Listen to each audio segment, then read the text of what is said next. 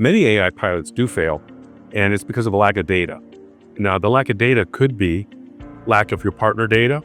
It could be lack of internal data from different enterprise systems that you have.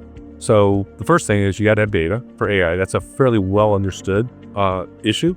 Now, when you talk about partner data, you have to ask, why don't they have all their partner data that they want to interact with?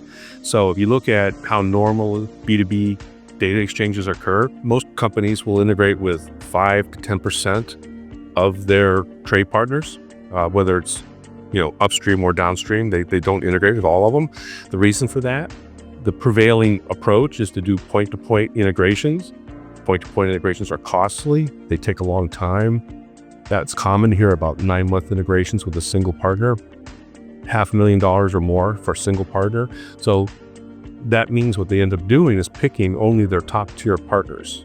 Now, when they pick the top tier partners, instead of 100% of the partners being integrated, what they'll end up with is 5, maybe 10% of the partners. So now they've only got 5 or 10% of the data that they need for AI to work. And so that's one problem. Then their internal systems, another problem they have is they have a lot of internal systems, and it's almost like partners. Sometimes your locations are almost like a business unit.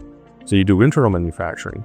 Now, even if a company says, hey, we have one ERP system for the company, corporate-wide, but they start buying companies, and so they have little warehouse management systems, contract systems. They have a lot of other systems in the company. So that data is also very dispersed.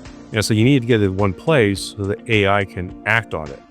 And so some of them will say, hey, we're going to take the warehousing approach, data warehousing.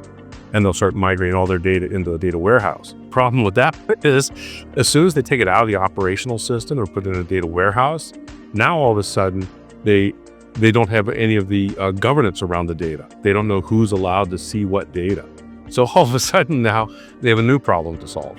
And so, not having data, and there's a lot of reasons for it, as I just explained, and probably a lot more, but that's why they do.